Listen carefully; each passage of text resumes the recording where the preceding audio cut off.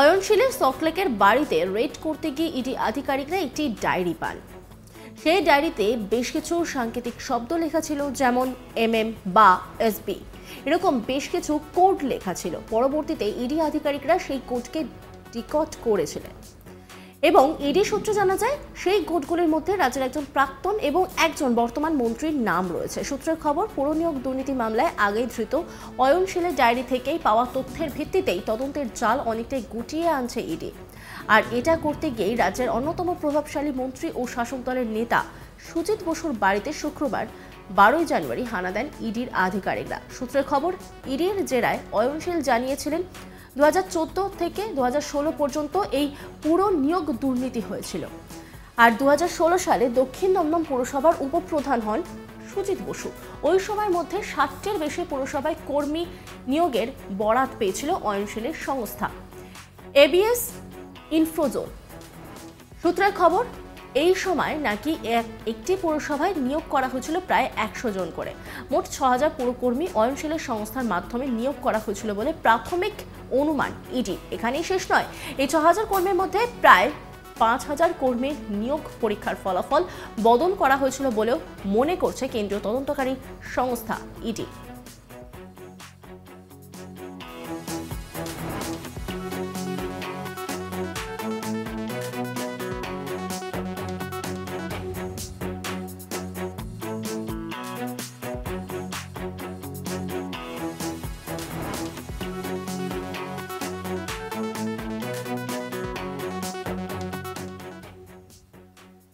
শুক্রবার সকাল থেকেই কেন্দ্রীয় তদন্তকারী সংস্থার আধিকারিকরা বিশেষভাবে তৎপর।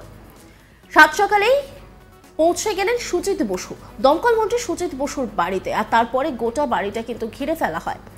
প্রথমেই আমরা যে ছবিটা দেখেছিলাম, কারণ সন্দেশখালীর যে ছবি আমরা দেখেছিলাম সেখানে আমরা দেখেছিলাম ইডির আধিকারিক আহত হয়েছিলেন, তাই এবার কিন্তু অনেকটাই বেশি সমস্ত কিছু সাজিয়ে গুজিয়ে মাঠে নেমেছেন ইডির আধিকারিকরা এবং সেন্ট্রাল ফোর্সও কিন্তু বিশেষভাবে তৎপর। কারণ আমরা যখন দেখলাম যে সুজিত বসুর বাড়ির সামনে বেশ কিছু ব্যক্তি একসঙ্গে সেখানে জড়ো হয়েছেন, সঙ্গে সঙ্গে কিন্তু সেন্ট্রাল ফোর্স তাদেরকে সেখান থেকে সরিয়ে দেন।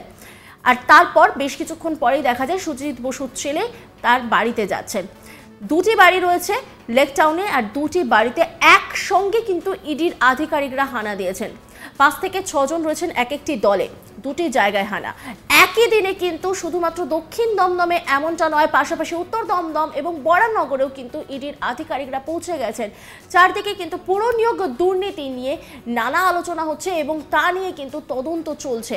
এই শীতের সকাল কিন্তু বেশ উত্তপ্ত হয়ে ওঠে পুরো নিয়োগ দুর্নীতির তদন্ত নিয়ে। এ নিয়ে একটি রিপোর্ট পাঠিয়েছে আমার কলিগ অরিন্দম, দেখাবো আপনাদের। শুক্রবার সকাল থেকেই সুজিত বোসের বাড়িতে ইডি আধিকারিকরা পৌঁছেছে রেড করতে পুরো নিয়োগ দুর্নীতি মামলায়। আমরা যদি একটু পেছনের দিকে ফিরে যাই, এই ইডির যে রেড বা এই ইডির তদন্ত, এটা শুরু হয়েছিল শিক্ষক নিয়োগ দুর্নীতি মামলা থেকে। শিক্ষক নিয়োগ দুর্নীতি মামলায় প্রথম পার্থ চট্টোপাধ্যায়কে অ্যারেস্ট করা হয় এবং তারপর সেখান থেকে তদন্ত এগোতে থাকে এবং তারপর একাধিক লোককে জিজ্ঞাসাবাদ করা হয় এবং অনেকে অ্যারেস্ট হয়। অ্যারেস্ট হওয়ার পর কিন্তু এই তদন্ত এগোতে থাকে এবং শেষ আমরা দেখতে পাই যে অয়নশীল, সল্টলেকের অয়নশীলের বাড়িতে গিয়ে পৌঁছয় ইডি আধিকারিকরা এবং অয়নশীলের বাড়িতে কিন্তু তল্লাশি অভিযান করে এবং সেই তল্লাশি অভিযানের সময় কিন্তু অয়নশীলের বাড়ি থেকে পুরো নিয়োগ সংক্রান্ত নথি উদ্ধার হয় এবং তারপরেই কিন্তু এই পুরো নিয়োগ সংক্রান্ত মামলার তদন্ত হাত ভার নেয় ইডি এবং তারপর থেকে তদন্ত শুরু করে। সব থেকে উল্লেখযোগ্য বিষয় যেটা আমরা সূত্র মারফত যেটা জানতে পারি, যে যখন এই অয়নশীলের বাড়িতে তল্লাশি করছিল ইডি, তখন একটি ডায়েরি ইডির হাতে এসেছিল, যে ডায়েরিতে কিছু সাংকেতিক শব্দ ছিল, যেমন বা এসবি, এরকম কিছু সাংকেতিক শব্দ ছিল। ইডি আধিকারিকরা তৎপর হয় সেই যে শব্দ, সেই শব্দগুলোর কি অর্থ বা সেই শব্দগুলোকে ভেদ করার জন্য, অর্থাৎ সেই কোড, যে সেই কোডগুলোকে ভেদ করতে কিন্তু ইডি আধিকারিকরা তৎপর হয় এবং ইডি আধিকারিকরা বেশ কিছুদিন চেষ্টার পর আমরা যারা ইডির সূত্রে জানতে পারি যে তারা সেই কোড কিন্তু ব্রেক করে। যেমন যে কোডগুলো তার মধ্যে পাওয়া গেছিল, যেমন তার মধ্যে ছিল বা এসবি লেখা ছিল, এরকম বেশ কিছু কোড ছিল, যে কোডগুলো কিন্তু ইডি আধিকারিকরা পরবর্তীতে সেগুলোকে ভাঙতে পারে এবং তারপরে আমরা যেটা জানতে পারি যে সেইখানে কিন্তু রাজ্যের তৎকালীন তৎকালীন মন্ত্রী অর্থাৎ রাজ্যের প্রাক্তন এক মন্ত্রী এবং রাজ্যের বর্তমান এক মন্ত্রীর নাম রয়েছে। তো সেক্ষেত্রে আমরা কিন্তু পরে যেটা জানতে পারি যে এমএম বা এসবি এই যে নামগুলো যেগুলো সেই ডায়েরিতে ছিল এবং সেগুলো কিন্তু ইডি আধিকারিকদের নজরে থাকে এবং তারা কিন্তু এই পুরনিয়োগ মামলার দুর্নীতির ক্ষেত্রে যে একাধিক পুরসভার যারা প্রাক্তন চেয়ারম্যান, একাধিক পুরসভার যারা বর্তমান চেয়ারম্যান বা ভাইস চেয়ারম্যান বা আধিকারিক, তাদেরকে যখন জিজ্ঞাসাবাদ ডাকে এবং জিজ্ঞাসাবাদ করে, পাশাপাশি এই যে কোড যে সাংকেতিক শব্দ যেগুলো আমি বললাম, যে শব্দগুলো তারা পেয়েছিল সেগুলো নিয়েও কিন্তু তারা রীতিমতো তৎপর থাকে এবং পরবর্তীতে আমরা ইডি সূত্রে জানতে পারি যে হয়তো এসবি মানে বর্তমান মন্ত্রী সেটা অর্থাৎ সুজিত বসু হয়ে থাকতে পারে, আবার নাও হয়ে থাকতে পারে, বা এমএম বলতে হয়তো প্রাক্তন কোনো মন্ত্রী যেটা আমরা জানতে পারছিলাম সেরকম কেউ হয়ে থাকতে পারে। কিন্তু যেটা সূত্র মারফত ইডি মারফত আমরা জানতে পেরেছিলাম সেই যে সাংকেতিক শব্দগুলো, সেই শব্দগুলো কিন্তু খুব গুরুত্বপূর্ণ ছিল, যেটা অয়নশীলের ডায়েরি, যে ডায়েরি অয়নশীলের বাড়িতে রেড করার সময় ইডি আধিকারিকরা উদ্ধার করেছিল সেই ডায়েরিতে কিন্তু ছিল এবং সেই সাংকেতিক যে শব্দ যেগুলোকে মনে করা হচ্ছিল কোনো নাম, সেই নামের মধ্যেই কিন্তু হয়তো কোনো রাজ্যের বর্তমান মন্ত্রী বা প্রাক্তন কোনো মন্ত্রীর নাম লুকিয়ে থাকতে পারে, এরকমটাও ইডি আধিকারিকরা মনে করেছিল। এবং যেটা আজকে আমরা দেখতে পেলাম, অর্থাৎ আজকে শুক্রবার সকাল থেকেই কিন্তু সুজিত বসুর বাড়িতে অর্থাৎ রাজ্যের বর্তমান মন্ত্রী সুজিত বসুর বাড়িতে এসে পৌঁছয় ইডি আধিকারিকরা। ইডি আধিকারিকদের দুটি দল, এক একটি দলে 5 থেকে 6 জন আধিকারিক, তারা সিআরপিএফ জওয়ান নিয়ে কিন্তু এসে পৌঁছে সুজিত বসুর দুটি বাড়ি, একটি বাড়ি যে বাড়িতে সুজিত বসু ছিলেন এবং পাশাপাশি আরেকটি তার পৈতৃক বাড়ি, দুটি বাড়িতেই এসে পৌঁছয়। এবং তার কিছুক্ষণ বাদেই কিন্তু আমরা দেখি যে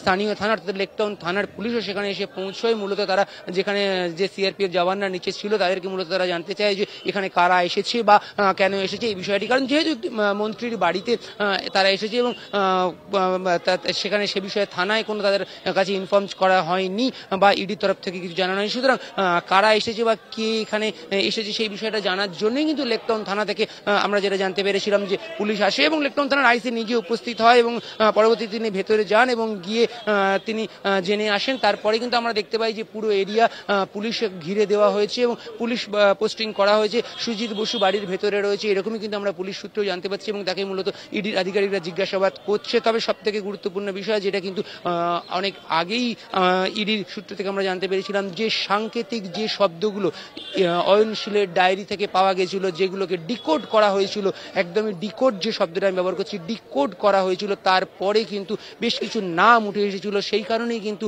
এই যে সাংকেতিক শব্দ যেমন এমএম বা এসবি এগুলো কিন্তু এই পুরো নিয়োগ তদন্তের ক্ষেত্রে যথেষ্ট গুরুত্বপূর্ণ হয়ে দাঁড়াচ্ছে। তবে এই এসবি বলতে সুজিত বসু কিনা সেটা কিন্তু এই মুহূর্তে বলা সম্ভব নয়, কারণ অন্য যে কোনো কিছু নামও হয়ে থাকতে পারে। তবে ইডি সূত্রে আমরা যেটা জানতে পেরেছিলাম যে এই সাংকেতিক শব্দের পেছনে কিন্তু রাজ্যের কোনো এক বর্তমান এবং রাজ্যের কোনো এক প্রাক্তন মন্ত্রীর নাম রয়েছে। অরিন্দম ভট্টাচার্য, আজ তাক বাংলা, কলকাতা।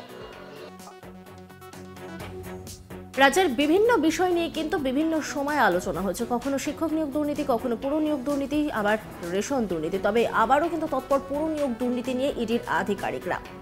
অন্যান্য খবরের আপডেটের জন্য অবশ্যই নজর রাখুন আজ তাক বাংলার ইউটিউব স্ট্রিমিং এবং ইউটিউব চ্যানেলকে সাবস্ক্রাইব করুন, লাইক করুন, কমেন্ট করুন, শেয়ার করুন, পাশাপাশি হোয়াটসঅ্যাপে নজর রাখুন, কারণ সেখানেও রয়েছে আজ তাক বাংলা।